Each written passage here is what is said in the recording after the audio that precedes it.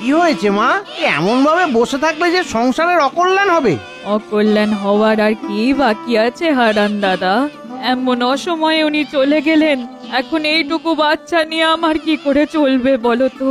আমার তো মাথায় কিছু ঢুকছে না। মাগো, এমন মা অন্নপূর্ণার মতো রান্নার হাত তোমার। চলো না, চলো বড় রাস্তার ধারে আমাদের যে জায়গাটা আছে সেখানে একটা খাবার হোটেল শুরু করি। আমি তোমায় বলছি মা, তোমার রান্না যে একবার খাবে সে বারবার খেতে আসবে। কিন্তু ওর পাশেই তো ছোট ঠাকুরপুর ভাতের হোটেল। তার এতদিনকার ব্যবসা, তার হোটেল ছেড়ে আমাদের কাছে লোক আসবে? আসবে মা, আমি বলছি আসবে। তুমি শুধু রাজি হয়ে যাও, কেমন? বাকি সব ভাবনা তুমি আমার ওপর ছেড়ে দাও।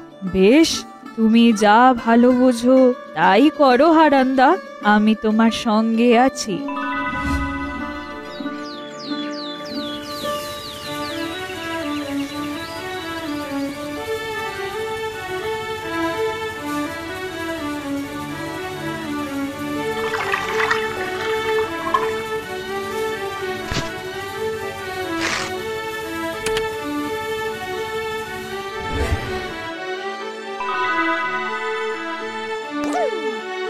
ও দাদা, ওই ডাকো ডাকো, তোমার বৌদি আমাদের ডাকা দেখি আর একটা হোটেল খুলছে।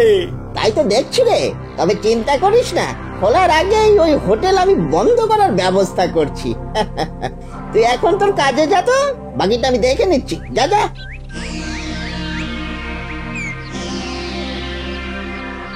হারান দাদা, আমরা পারবো বলো? পারবো মা, ঠিক পারবো। তুমি দেখে নিও। শুধু শুধু শুরুতেই কিছু খদ্দেরকে দোকানে নিয়ে আসতে হবে। কিন্তু কি করে?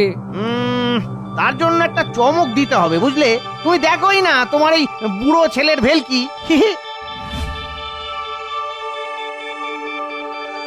আমার কারবারে কাউকে দাঁত ফোঁটাতে দেব না, সে তুই যতই আমার কাছের লোক হও। এই বলাইদা, আজ তো পয়সা দিয়ে খেলাম, কাল খাবার ফ্রি তো? ইয়ার্কির ধান কল পেয়েছ? বিনা পয়সায় খেতে হলে এখানে নয়, অন্য রাস্তা দেখো। যাও তো। তাহলে কাল তাই দেখবো। পাশের নতুন হোটেলে কাল প্রথম দিনেই বিনা পয়সায় ভর পেট খাওয়াবে। বলো কি? সে কি, তুমি জানো না? এই তাহলে তো কালই ওই হোটেলে যেতে হবে। বাবা বাবা, বিনা পয়সায় স্বাদ বদল করার এমন সুযোগ কেউ ছাড়ে নাকি বাবা? চল ভাই, কালকের জন্য এখন থেকেই খিদে বাড়ানোর কসরত শুরু করি।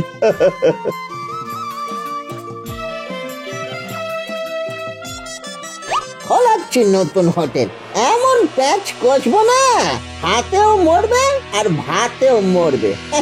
কেঁদে একবারে কুল কিনারা পাবে না। দেখাচ্ছি মজা।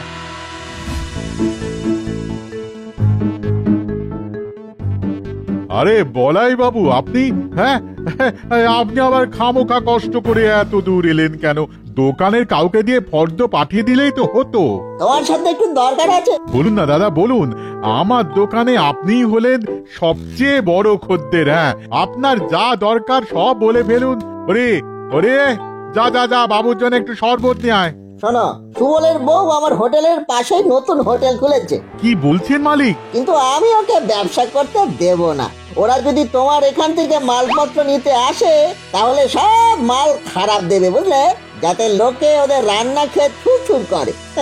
আমিও দেখবো ওরা ব্যবসা চালায় কি করে।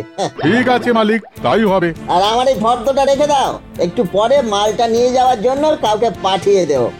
নাও। ঠিক আছে মালিক। আমি চলি, বুঝলে? মালিক, শরবত। আজ থাক, পরে একদিন না হয়। চলি। আচ্ছা, তাহলে এই ব্যাপার। ঠিক আছে, তুমি হারানকে এখনো চেনোনি, এমন ঘোল তোমায় খাওয়াবো না। যাই যাই, একটু ঘুরে আসি, যাই।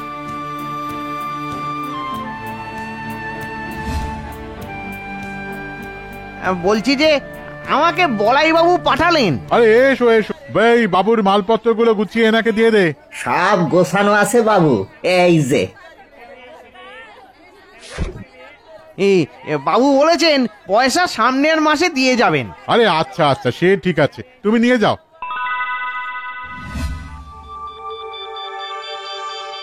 নাচ নাচ, আনন্দে নাচ। খাবার খেয়ে লোকে যখন থুতু দেবে তখন বুঝবি। বাবু বাবু, একবার বাড়ি গিয়ে দেখুন না, কি কাণ্ড। কি লঙ্কা কাণ্ড শুরু হয়ে গেছে? চল চল দেখি দেখি, চল।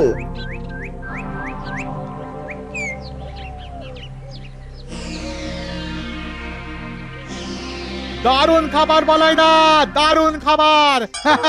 খেয়ে যাও খেয়ে যাও খেয়ে যাও। তুমিও আঙুল চাটবে?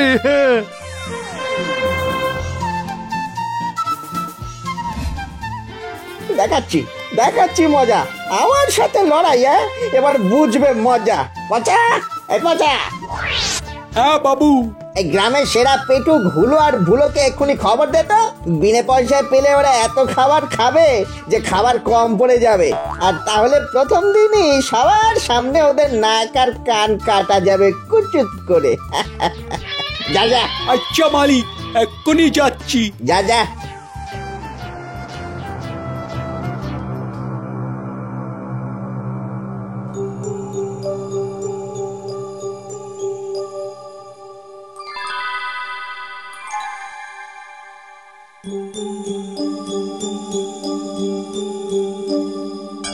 ঠিক আছে, এবার তুই তোর বাবুর কথা মতো কাজ কর। এটা এটা নে, এটা রাখ। এই খবরটা দেওয়ার জন্য বকশিস। ছোড়া দুটো গেল কোথায়? এখনো তো এলো না।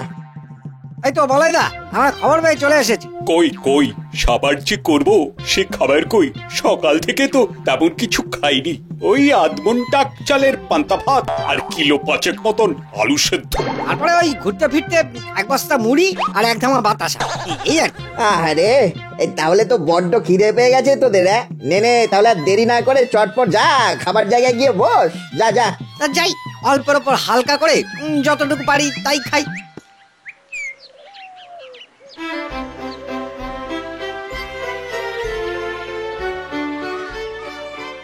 আসুন আসুন আসুন, এটা তো আপনাদের নিজেদেরই হোটেল।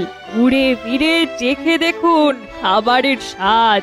আপনারা তৃপ্তি পেলেই আমার স্বামীর আত্মা শান্তি পাবে।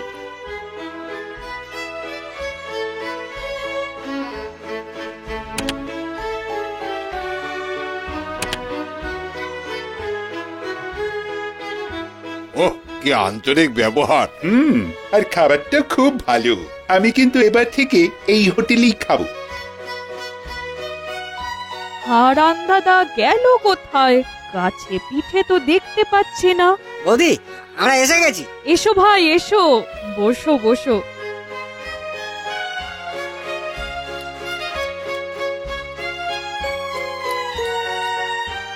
খাও, মন ভরে খাও।